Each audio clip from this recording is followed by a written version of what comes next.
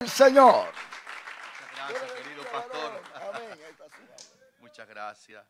Que Dios les bendiga, hermanos, amados. Ustedes se ven tan lindos en la casa del Señor. Dice la Biblia que son bienaventurados los que habitan en su casa, porque perpetuamente alabarán a Dios. Y estoy seguro que ustedes no esperan que el piano suene para decir otro gloria a Dios.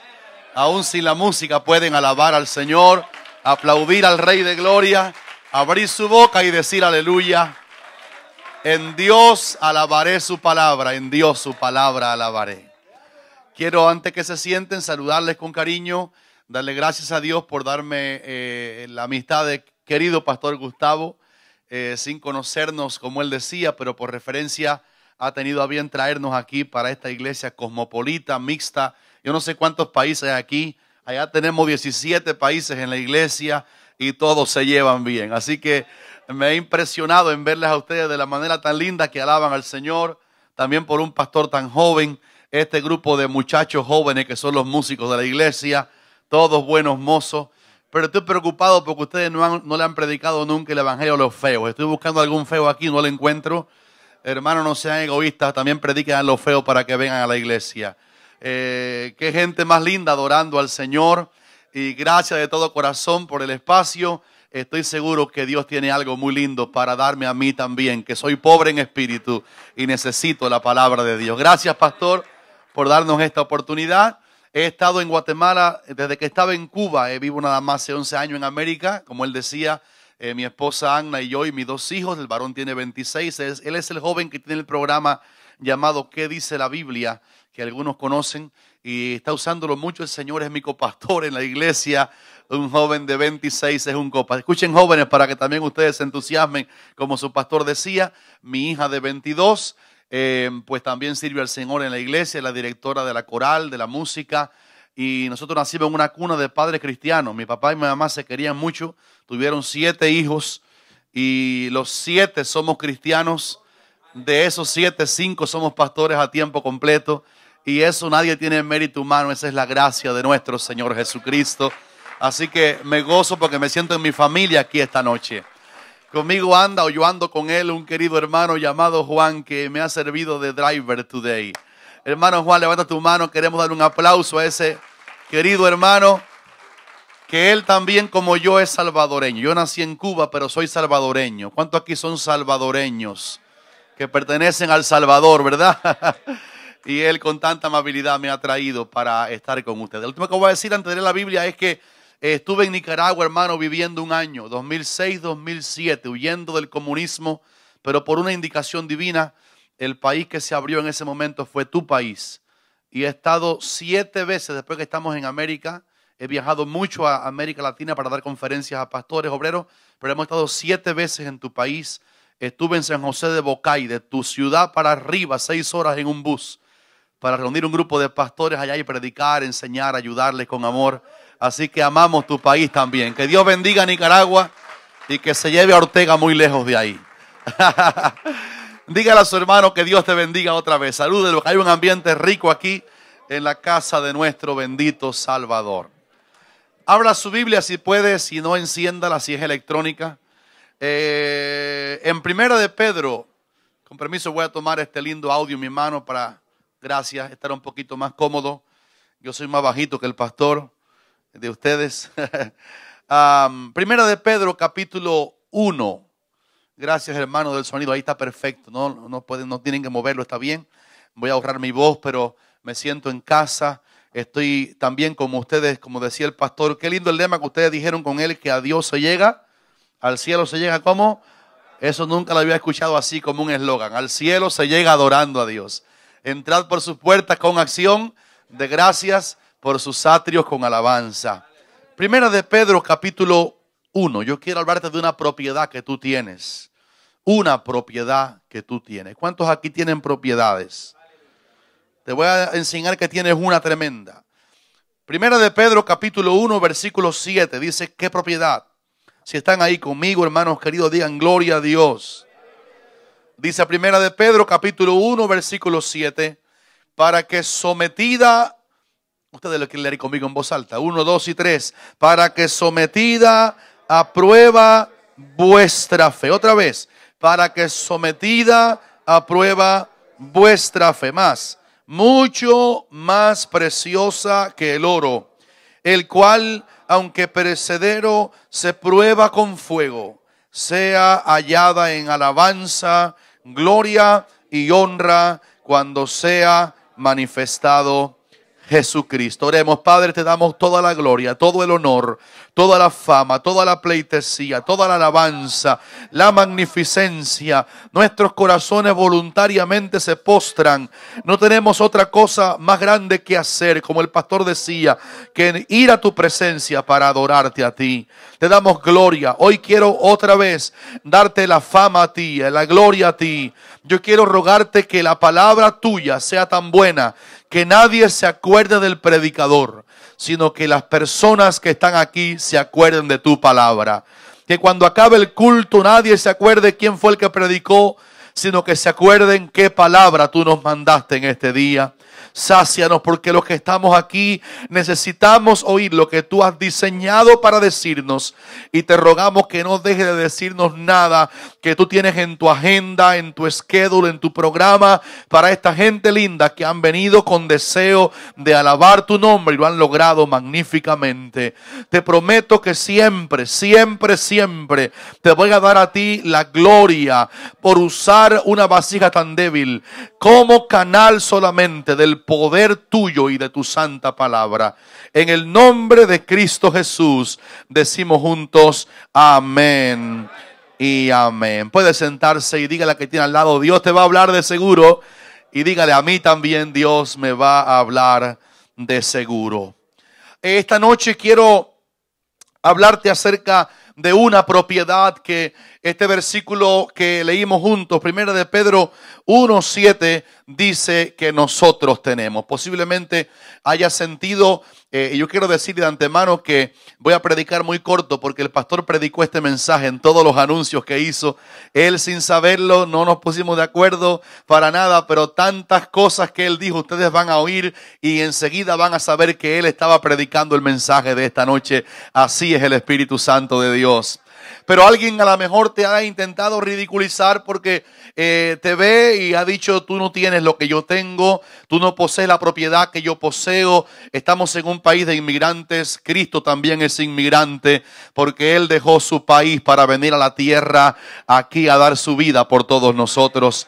Abraham fue inmigrante porque el Señor lo mandó a irse de su tierra natal para ir a la tierra que no conocía y salió sin saber a dónde iba. Los hombres de la Biblia fueron inmigrantes. Pablo, Silas, los apóstoles emigraron de sus países por llamados del Señor directos para hacer una obra determinada que el Señor tenía en su diseño para ellos.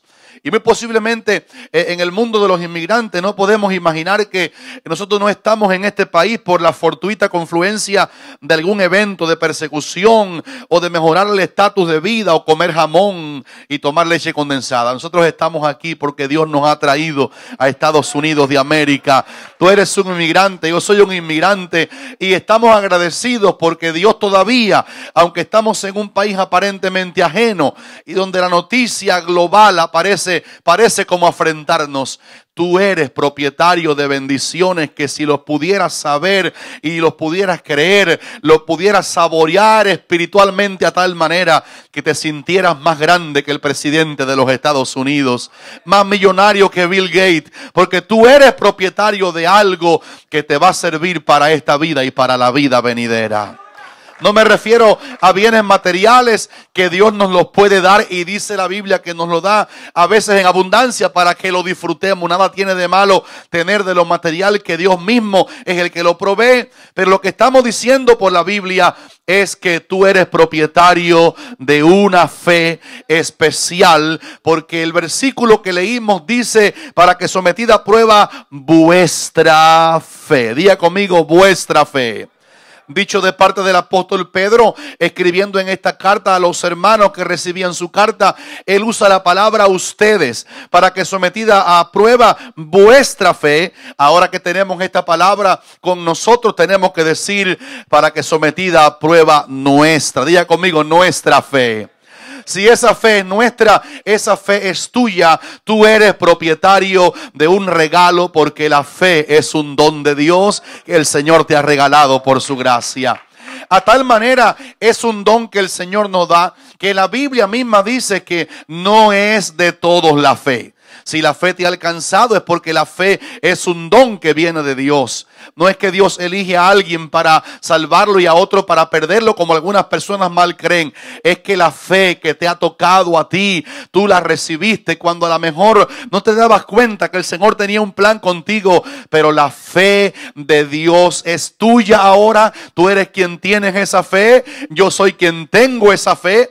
Y por eso cuando el escritor de Hebreos, junto con todo el tono donde la Biblia habla de la fe de Abraham, habla de la fe de Isaac, habla de la fe de Jacob, habla de la fe de Sara, personas que fueron propietarias de algunas convicciones que cambiaron su mundo para la gloria de Dios.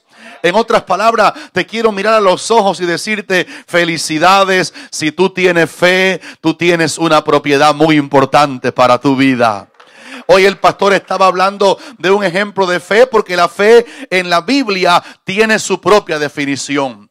La Biblia dice en Hebreos capítulo 11 y versículo 1 que es la fe. A lo mejor algunos se acuerdan sin leer la Biblia qué cosa dice Hebreos capítulo 11 versículo 1 que es la fe. Lo que dice es: la fe es la certeza de lo que se espera y la convicción de lo que no se ve. Si usted lo puede repetir en voz alta: es pues la fe, la certeza de lo que se espera y la convicción de lo que no se ve. Por eso el pastor estaba diciendo, el pastor Gustavo, acerca de un hombre que estaba clamando por un favor de Cristo y gracias a Dios él no veía, porque la fe no tiene que ver nada con vista. Por fe andamos nosotros, no por vista. La fe es la certeza de lo que se espera. Hay cosas que no tienes, que no puedes tocar, hay cosas que no puedes constatar, pero si tienes fe, tú estás seguro que lo que no tienes y Dios ha diseñado para ti lo vas a recibir. La fe mira al futuro y ve el futuro como que está en presente. El idioma de la fe es tan lindo porque Dios lo usa. Y la Biblia dice que Dios llama a las cosas que no son como si ya fuesen, ¿verdad? Y otra cosa que me maravilla de la propiedad de la fe es que cuando leemos esa definición en Hebreos capítulo 11 y versículo 1, encontramos que la fe es una propiedad de la cual no nos podemos jactar de que la tuvimos si ya no la tenemos.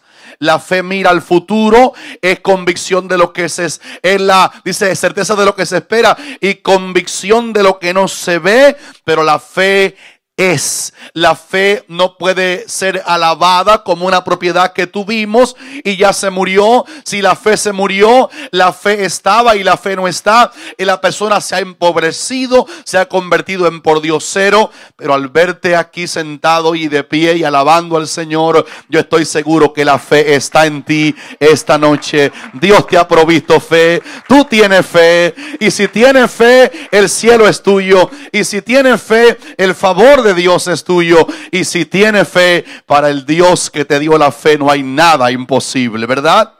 Qué lindo cuando la Biblia nos entrega esa identidad que quita la pobreza espiritual, porque alguien puede tener todo en la vida, no lo bajes, pero si tienes fe, la persona es multimillonaria. Dile a tu vecino: tú eres multimillonario porque tú puedes tener fe. Digan amén si lo reciben en esta noche. Ahora, me da impresión cuando estoy introduciendo el mensaje esta noche, todavía en el versículo 7, que el apóstol Pedro estaba queriendo decir a los hermanos de qué categoría es esa propiedad de la fe que tú tienes. ¿Cómo la podemos medir? ¿Con qué la podemos comparar?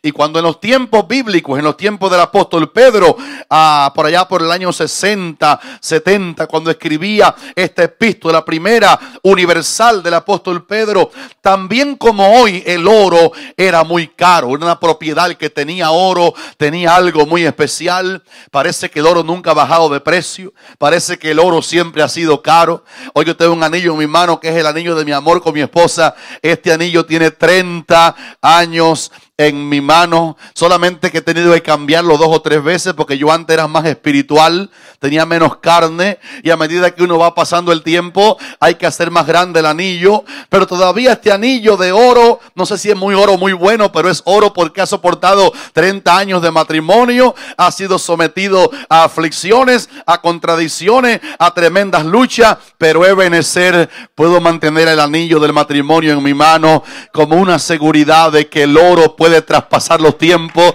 el oro puede traspasar los periodos más difíciles de nuestra vida. Todo se cae, la caja se pone vieja, pero cuando el oro es oro, el oro permanece con su color, con su brillantez y con su valía. Y cuando el apóstol Pedro estaba hablando con la iglesia en esta carta, no solamente quiere que los hermanos entiendan que son propietarios de algo tan grande que se llama la fe, que si tienes fe, tienes todo en tu mano, que si tienes la fe puesta en la persona correcta, tienes todo en tu mano, sino que Pedro está comparando para que tengamos un dato de cuán valiosa es la propiedad de la fe que el Señor te ha dado.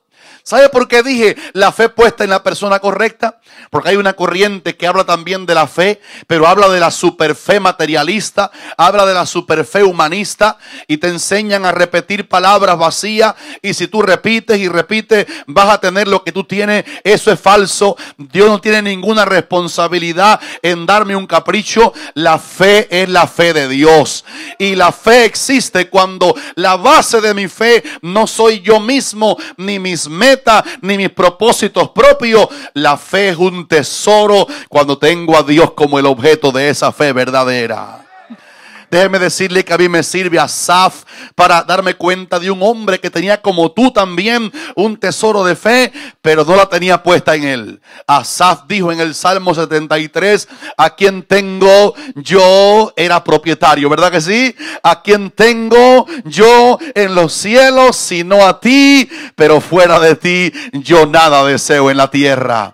La fe no es preciosa porque sea fe humana. La fe no es preciosa porque el corazón que tiene fe es precioso. La fe es preciosa porque está anclada en la persona del Dios Todopoderoso, el que todo lo puede, el que todo lo sabe, el Dios omnipresente que donde quiera está, el Dios que es nuestro Padre, el Dios que venció al diablo, el Dios que venció la muerte, el Dios que venció la enfermedad. La fe es preciosa porque está anclada en el Dios Todopoderoso. Pedro está comparando la propiedad que tienes de la fe con el oro. Pero quiero que noten, hermanos queridos, antes de avanzar un poquito en 3 puntos, y quiero que vea sobre la fe, que cuando Pedro va a comparar el tesoro de nuestra fe, de esa propiedad en la cual te puedes gloriar en el buen sentido de la palabra, Pedro equipara nuestra fe con el oro. ¿Cuántos aquí saben que el oro es muy bonito, verdad? El oro es muy importante. Si lo puedes vender. Una vez en Cuba el gobierno hizo una trampa a los cubanos. El gobierno siempre, el comunismo siempre hace muchas trampas a todo el mundo. Y comenzaron a decirle a la gente que si traían los anillitos de oro de su abuelita y las prendas de oro de sus personas, se lo cambiaban por dólares. Y la gente que no tenía que comer ni nada, trajo los anillitos, las cositas de oro de la abuelita, del abuelito, lo que fueron hallando, y le dieron una miseria de dólares. La gente comió pizza y comió jamón y sándwich, pero quitaron el oro de su casa y el gobierno se quedó con lo más importante, que es el oro. Pero Pedro dice, comparando la propiedad de nuestra fe con el oro, Pedro no dice nada más que nuestra fe es como el oro. Dice Pedro que nuestra fe es preciosa como el oro. Después dijo en el sentido de la palabra, versículo 7, que nuestra fe es más preciosa que el oro. Y después, cuando completas el versículo, te das cuenta que Pedro dice que nuestra fe es mucho más preciosa que el oro. Así que si tú no tienes oro, lo cual no es tan importante para la vida venidera, pero tú tienes fe, dice la palabra que la propiedad de la fe que el Señor te dio es en ti mucho más preciosa que el oro. Y me llama la atención la palabra precioso, porque todo el mundo busca lo precioso. Todo el mundo busca lo que tiene brillantez, lo que brilla. El oro lo tiene, pero nuestra fe tiene una característica de preciosidad, que cuando Pedro puso un pedazo de oro brillante frente a él y dijo, deja ver si me sirve para igualarlo con la fe como ilustración, Pedro se dio cuenta que la fe es más importante, que la fe brilla más, porque la fe te va a sacar del bache de la desesperación, la fe te va a sacar de la apatía, la fe te va a sacar del hoyo de perdición, la fe te va a sacar de la duda, la fe te va a sacar de la incertidumbre, la fe te va a decir que la noticia que dan sobre los inmigrantes en televisión no es tan cierta como todas las promesas que Dios te ha dado en su palabra. Y una de las cosas, pastor, que me gusta de la parte linda de la fe es que la fe está anclada no solamente en la persona de Dios, pero también la fe está anclada en todas las promesas que Dios nos ha dado a nosotros. Levanten la mano los que les gustan las promesas de Dios. ¡Qué lindas son las promesas de Dios! Como yo nací en una cuna pastoral, mis padres en la iglesia cantaba aquel himno, todas las promesas del Señor. ¿Te acuerdas, pastor? Jesús, son apoyo poderoso de mi fe. Ellas en la dura lid me sostendrán y triunfar podremos sobre el mar. Sobre el mal. Quiere decir que la fe tuya y la fe mía es más linda porque las promesas de Dios están con nosotros y la fe se sustenta de la verdad de las promesas de Dios. Tengo que admitir, hermano, que hay mucha gente que nos han hecho promesas y la han hecho con buen sentido, la han hecho porque te aman, la han hecho con buen deseo, pero no han podido cuando han querido suplir la palabra que se comprometieron contigo o conmigo. Pero respecto a las promesas de Dios en las cuales están ancladas nuestra fe, nuestra esperanza, la Biblia categoriza, define las promesas de tu Dios y de mi Dios como que todas las promesas de Dios son en Cristo sí y en Cristo amén por medio de nosotros y para gloria de Dios. Lo que el Señor te ha prometido en la Biblia, de seguro que Él no es hombre para que mienta, ni hijo de hombre para que se arrepienta. Aún aquellas palabras que el Señor, respaldadas por su palabra divina, te dio alguna vez, alguna esperanza sobre algo que Dios fue el que la puso en ti, la vas a ver cumplida. Dios no te ha mentido nunca, Dios nunca te va a mentir. Tu fe es mucho más preciosa que el oro. Hay un tiempo de la fe cuando la fe no ve. El pastor lo explicó en la persona y en el caso de Bartimeo. Pero cuando la fe cree sin ver, llega un momento que lo que usted creyó sin ver, un día lo va a ver. Porque la fe da por resultado el constatar, el tocar, el ver aquello que un día creímos sin haberlo visto. Yo voy a decir gloria a Dios por eso. Digan amén si lo reciben esta noche. Ahora, Pedro quiere justificar en su carta a los hermanos de la iglesia en California, porque Pedro está escribiendo para la iglesia en Los Ángeles. Pedro escribió esta carta dirigida al día 18 de agosto del año 2018, porque no fue Pedro el que escribió nada más, escribió inspirado por el Espíritu Santo. El que inspiró a Pedro estaba pensando en el culto de esta noche. Digan amén si lo reciben. La palabra es viva, la palabra es eficaz, la palabra es más cortante que toda espada de dos filos, la palabra es eterna, la palabra es viviente. Fíjense que los científicos han descubierto que cuando cada segundo nace un nuevo planeta, nace una estrella que está iluminada. ¿Por qué eso pasa? Porque la palabra de Dios está viva. Porque una vez Dios dijo, haya lumbreras en la expansión de los cielos, hablando de las estrellas que llenarían la bóveda celeste, y de la boca de fuego de Dios, Él dijo, haya lumbreras en la expansión de los cielos. Si lo hubiera dicho yo, eso fuera solamente una impotencia de mi manera de pensar, pero como lo dijo el Dios fiel, como lo dijo el poderoso, y lo que sale de su boca no muere, sino que está viva, el día que dijo Dios en la eternidad, en el tiempo, haya lumbreras, esa palabra está viva, y la ciencia ha comprobado que todos los segundos una nueva estrella nace, porque la palabra de creación que Dios pronunció allá todavía está haciendo efecto en el mundo. Alábele si puede, hermano. Dígale gloria a su Dios tremendo. quiero con esta prédica sencilla animarte, levantar tu ánimo, que tú creas que nadie te podrá humillar de los delincuentes, de los políticos malvados. Dios tiene un plan contigo. Tu fe va a ver resultado. Tu fe va a constatar el milagro que Dios te ha dado. Ahora, Pedro quería en este capítulo, en este trozo del capítulo 1, su primera epístola, demostrarle a los hermanos porque él les dijo que la fe de ellos, nuestra fe, es mucho más preciosa que el oro y que es una propiedad. Yo quiero brindarles por estos versículos, sin invento mío, 4 justificaciones de que nuestra fe, la fe de Dios en nosotros, es preciosa. ¿Quieren verlo conmigo? Miren, por ejemplo, la primera en el versículo número 2, cuando en el versículo 2, primera de Pedro 1:2, Pedro está justificando por qué va a decir debajo que somos propietarios de la fe y que la fe es tan linda. Dice en la segunda parte del versículo 2, para obedecer y ser rociados con la sangre de Jesucristo. Diga conmigo, para obedecer, ¿qué más? Y ser rociados con la sangre de, díganme, ¿la sangre de quién?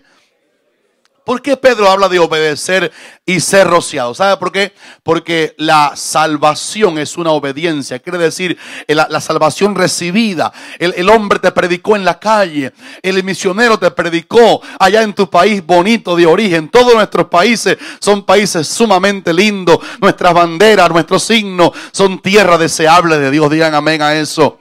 Y cuando nos predican el evangelio, en la predicación del evangelio hay una invitación de obediencia, de que recibamos a Cristo, que nos arrepintamos ya de los pecados, que creamos en Cristo como Salvador. Cuando uno se arrepiente de los pecados y hace la oración de fe para recibir a Cristo, lo que ha hecho es obedecer la invitación de Dios a arrepentirnos y a creer y a recibir al único Salvador, al camino, la verdad y la vida.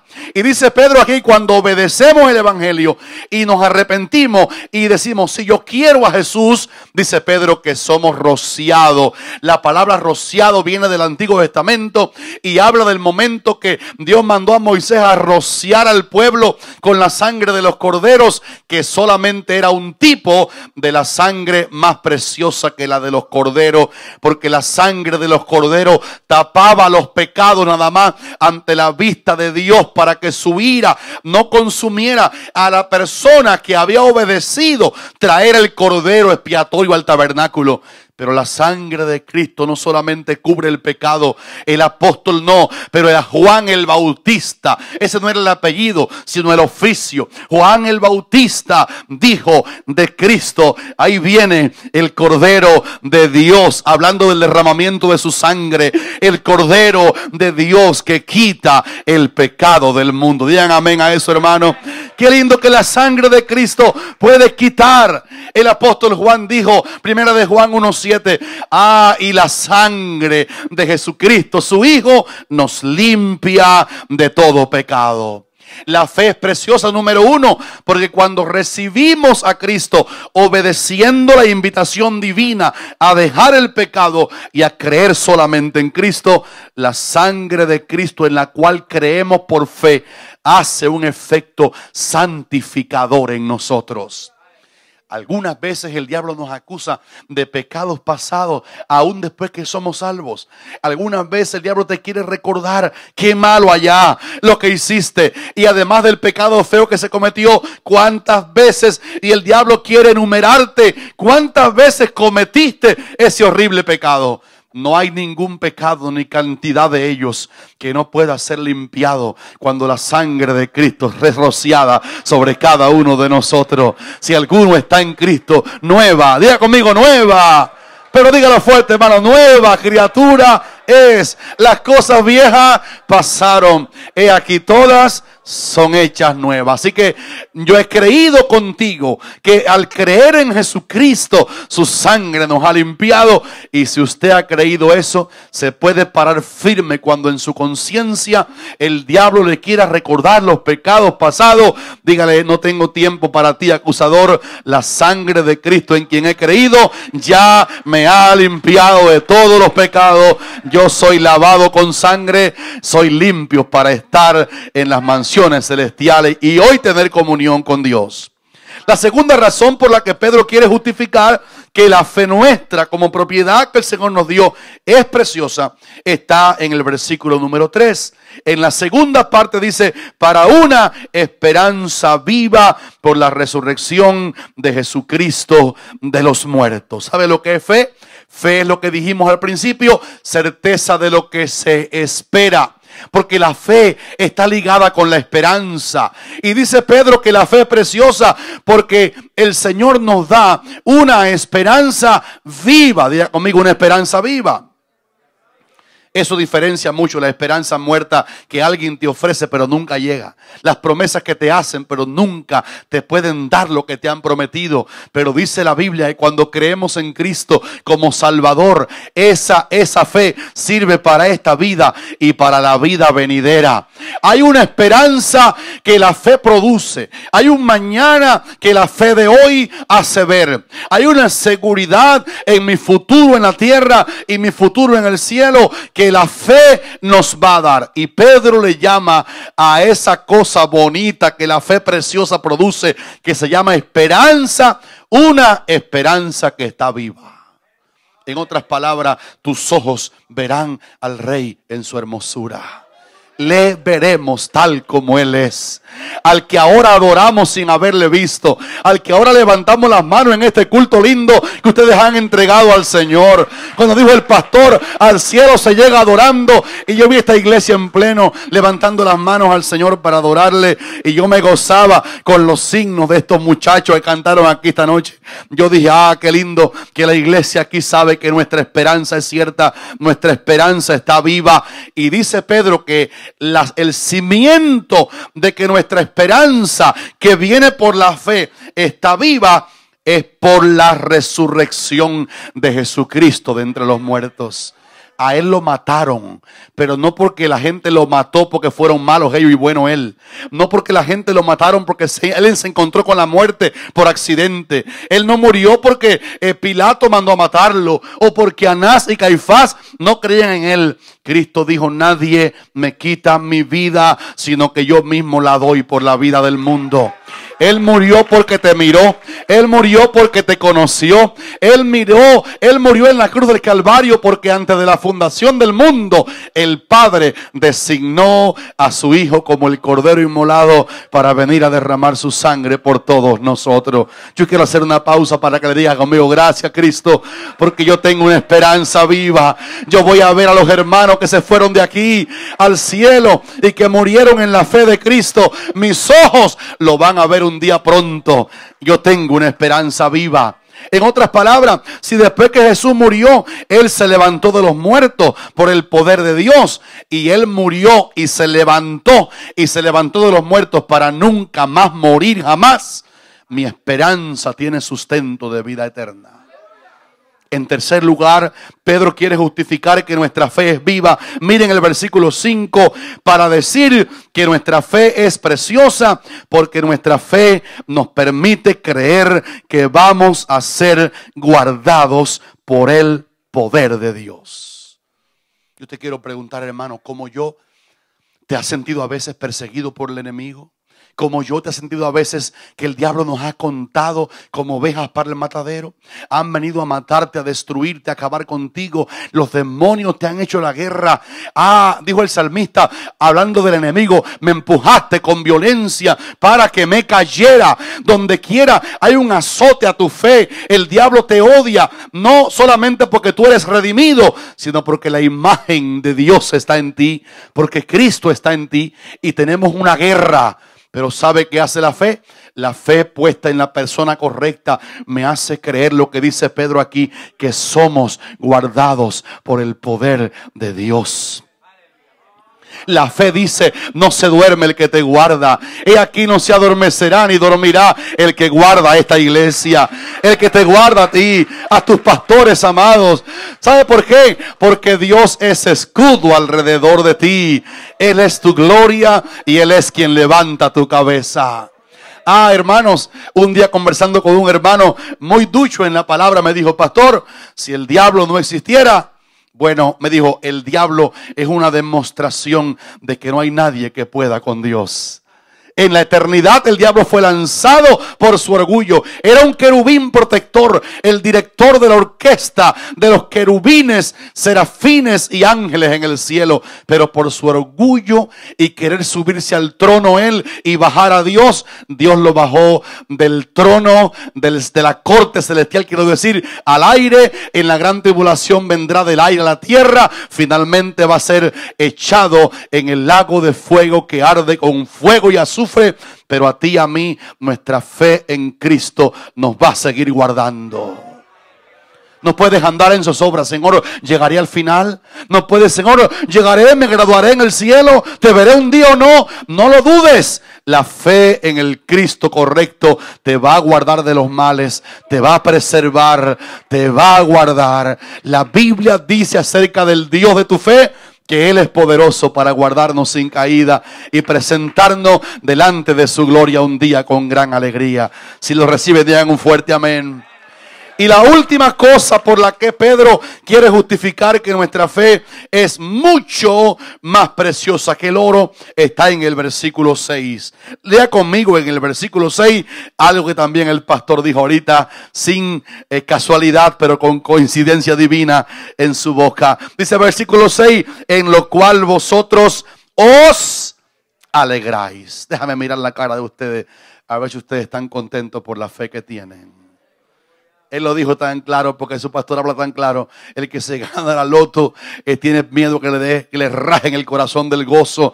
Un gozo temporal porque esa loto, no importa cuántos millones ha acumulado en el cheque del que se lo ganó, no puede comprar ni un milímetro del cielo, ni un milímetro del tesoro que tú tienes.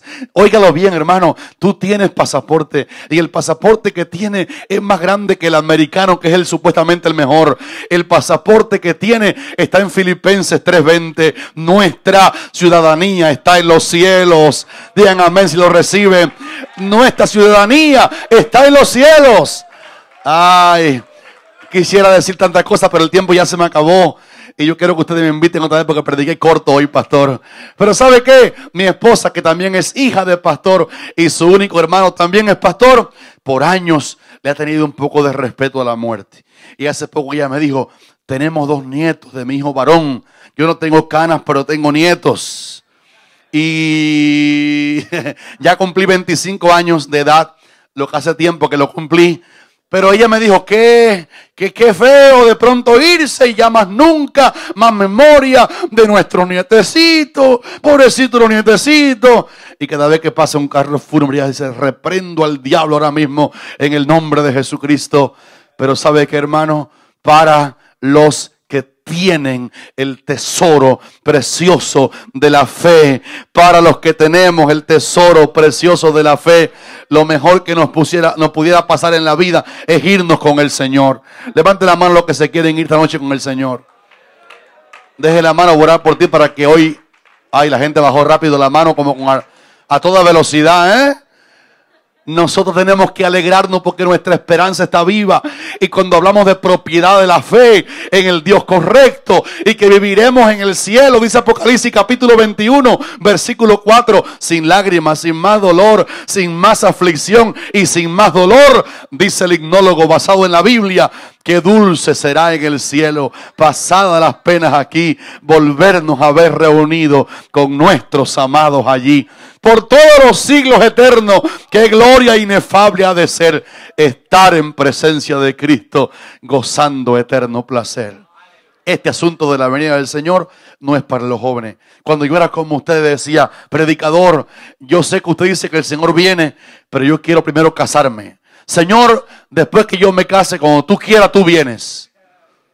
Que la gente se quiere casar y cree que el matrimonio es más importante que todo en la vida, pero lo más importante es que el gozo de la salvación esté con nosotros.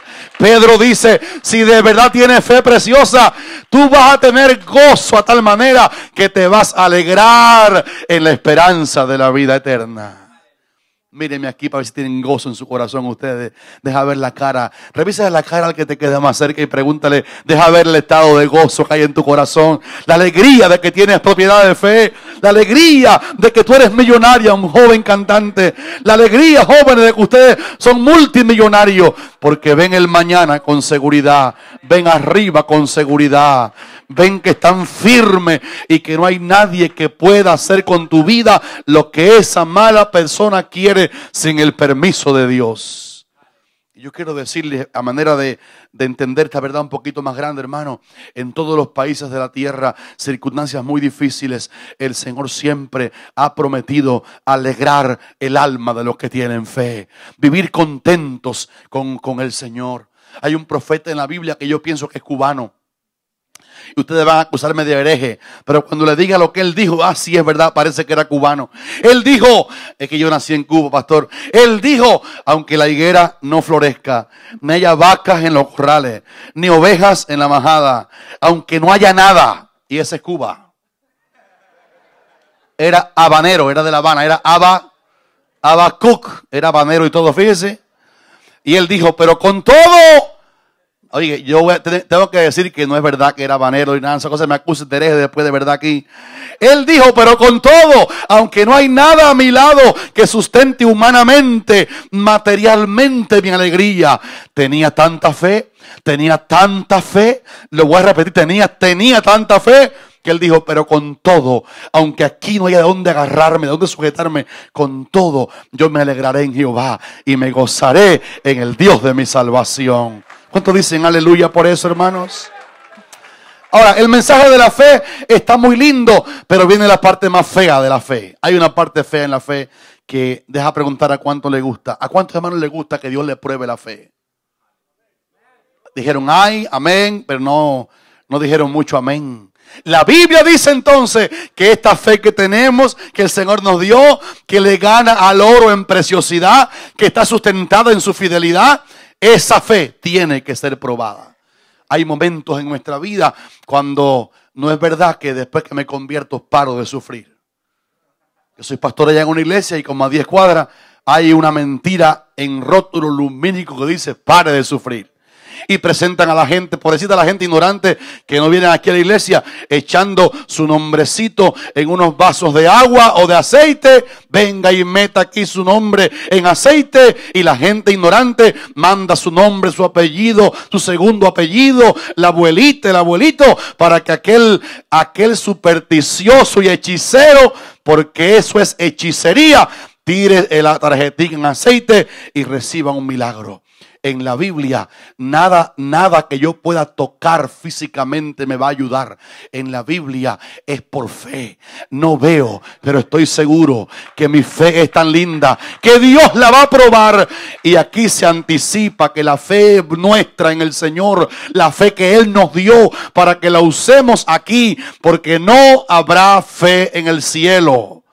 Algunos me están mirando como hereje. No habrá fe en el cielo, porque ahora vemos por espejo oscuramente, pero entonces veremos cara a cara. Y ya cuando veamos, ya no hace falta la fe, porque la fe es certeza de lo que se espera, convicción de lo que no se ve. No habrá esperanza en el cielo. Algunas de las cosas que están en escasez en el cielo, no hace falta fe en el cielo, porque veremos a aquel en quien hemos creído sin verlo. No hay esperanza en el cielo, porque es el logro de la esperanza que tenemos ahora. Pero quiero avisarte por la Biblia para que te goces después que diga esto. Tu fe va a ser probada.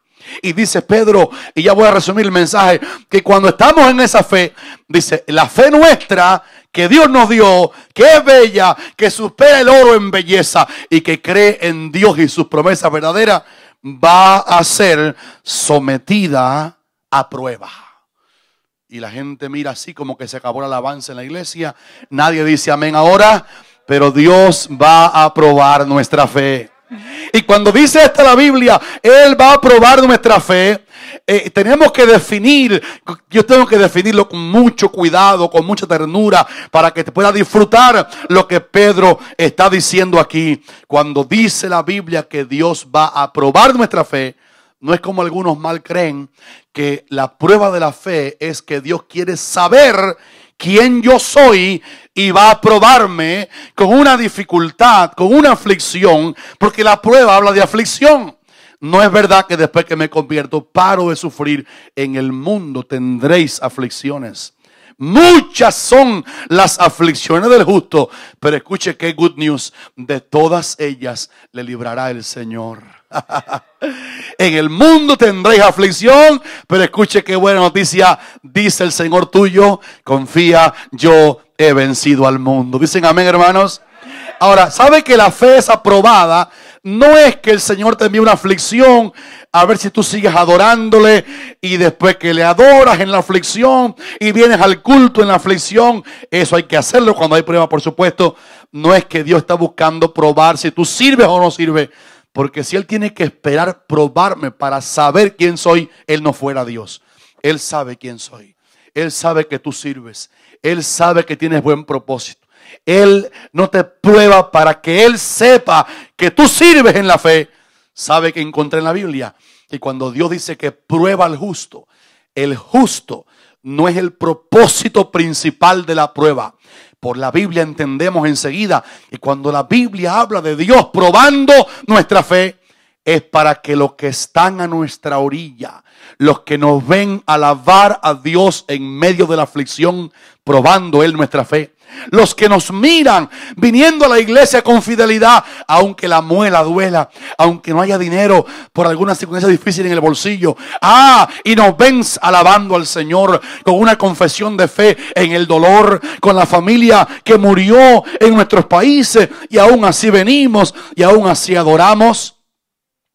Dios te prueba a ti para decirle a otros que te rodean que tu fe sirvió, que tu Dios sirvió, que Él permanece para siempre. Que hay un cristiano que representó también la fe de Dios en Él, en la tierra, que los demás dijeron, oye, ese Dios vale, porque ese creyente, mira lo que pasó, mira lo que padeció, y todavía Él dice que su Redentor vive. Y la gente van a conocer al Señor. Se van a identificar con la valía, con el valor de tu Dios. Porque te vieron a ti siendo probado y que saliste bien de la prueba. Afligido, alababas. Pablo y Silas estaban en un hotel allá en Filipos. Era hotel 5 estrellas. Estaban comiendo una tremenda baleada. Una gallina guatemalteca en sopa. Pablo y Silas estaban de vacaciones allá en Filipos. ¿Se acuerdan ustedes de ese pasaje de la Biblia? Mira, uno se acuerda, yo no. Yo no me acuerdo que estaban en ningún hotel los dos. Yo me acuerdo que estaban en una cárcel. Yo me acuerdo que estaban en el calabozo de más adentro. Yo me acuerdo que tenían los pies en el cepo. Estaban siendo probados por Dios. Pero Dios sabía que ellos sí servían. La mirada de Dios no estaba puesta en sus siervos fieles nada más. Estaba puesta en un hombre que dirigía la cárcel, que tenía que estar allí en el escenario en que habían dos hombres de Dios afligidos con las espaldas rajadas. Y la mirada no estaba puesta en Pablo y Silas, los discípulos fieles probados. La mirada de Dios estaba puesta en el carcelero, en su casa, en la iglesia de los filipenses que se fundaría a partir de aquella noche. Dios estaba mirando la epístola de los filipenses que por aquella noche de prueba iba a ser plasmada en el canon de la palabra de Dios. Porque cuando Dios prueba al justo, no te mira a ti como el objeto de la prueba. Mira que tu fidelidad en la prueba, que tu gloria a Dios en la prueba, que tu amor a Dios en la aflicción va a testificarle a otros de que ese Dios vale creer en Él, vale adorarlo a Él, cualquiera sea nuestra situación. Así que estaban cantando himnos a Dios con las espaldas heridas, parecido a ti y a mí. Cada vez que nos llega una prueba, ¿cómo cantamos? Ese no soy yo. Yo me quejo muchas veces. Alguno aquí dirá amén. Me pasa a mí también, Pastor Eliseo. Yo lloro. Soy muy llorón y muy quejón, pastor. Cada vez que viene la aflicción que no entiendo. Los salmistas también se quejaron. ¿Por qué estás lejos de mí, Señor? ¿Se acuerdan? Y de mi prueba. No es malo que vayamos a Dios con nuestras cargas. Pero sí es malo que dejemos de venir a la iglesia por la prueba. Sí es malo que callemos la boca porque estamos afligidos. Dios está esperando que sigas alabándolo en la aflicción, diciendo: voy a la iglesia, a mi buena iglesia. Voy aquí a mi buena iglesia con mis pastores. Voy allí, voy a seguir aunque Dios me matare. Como dijo Job, aunque Él me matare, en Él esperaré. Cuando vino el terremoto que causó aquella alabanza, Pablo y Silas adorando, el terremoto de Dios vino, las cadenas de todos se salieron de las manos, el carcelero se dio cuenta que estaba su vida en peligro y antes que los mataran se quiso matar y Pablo dijo: no tengan ningún daño, todos estamos aquí. Y él dijo: señores, ¿qué debo hacer para ser salvo? Y Pablo y Silas le dijeron: cree en el Señor Jesucristo y serás salvo tú y tu casa. En ese momento el director de la cárcel abrió su corazón, obedeció al evangelio, recibió a Cristo y también se hizo propietario de la gloriosa fe que tenían Pablo y Silas. Fue a su casa, toda su casa esa noche recibió también a Cristo. Y saben que, hermanos, la iglesia de los filipenses se fundó gracias a dos hombres dispuestos a seguir adorando al Señor y cantando himnos a Dios, como ustedes hoy lo hicieron, cantando himnos a Dios en medio de la peor de todas las aflicciones. Y voy a acabar con este ejemplo. Hasta los niños de la escuela dominical recuerdan a Daniel en el foso de los leones. ¿Qué prueba pasó ese hombre? Cuando Dios lo probó a él, no estaba la vista de Dios puesta únicamente en verificar si Daniel era un hombre idóneo o no. Dios sabía quién era Daniel. Cuando el edicto del rey Darío, hecho con astucia por los que en su reino odiaban a Daniel, un joven en Babilonia, ya ahora estaba crecido. Y dijeron: rey, da un edicto que en tantos meses, en tanto tiempo, nadie le pida a otra deidad pensando cómo dañar a Daniel, sino solamente a ti. Cuando Daniel oyó aquel edicto, dice que fue a su casa y abiertas las puertas de su casa que daban a Jerusalén. Ellos se ubicaban siempre en el santuario de Jerusalén. Estaban en la deportación. Oraba y daba gracias a Dios y se arrodillaba, dice la Biblia, 3 veces al día. No a partir del edicto, sino como solía hacerlo antes. Lo vieron, lo atraparon, lo echaron en el foso de los leones. El rey, cuando lo echó allí, le dijo así con una voz, pero por supuesto de incredulidad, pero con un por si acaso: Daniel, el Dios a quien tú continuamente sirves, Él te libre. El rey dio la espalda, dejó a Daniel, por supuesto, devorado. Es lo que está en la mente del rey. Devorado. Era lo normal, lo natural. Devorado por los leones y se fue. Y el rey no pudo dormir, ni trajeron instrumentos de música. Por la mañana el rey viene a ver el cadáver, pero por si acaso ha habido un milagro, el rey se paró frente a la boca del foso y dijo: Daniel, el Dios a quien tú continuamente sirves, ¿te ha podido librar de los leones? Y del fondo del foso, una voz de un hombre de fe dijo: Rey, para siempre vive. No tú, sino mi Dios. Mi Dios envió su ángel y cerró la boca de los leones para que no me hiciesen ningún daño, porque ante ti fui hallado inocente. ¿Y sabe qué pasó?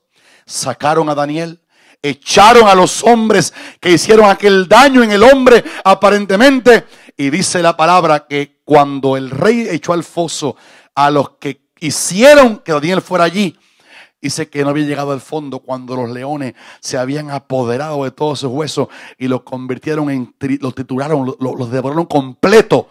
Y entonces el rey hizo algo por lo cual Dios había permitido que su hombre de fe fuera probado. ¿Sabe qué hizo Darío?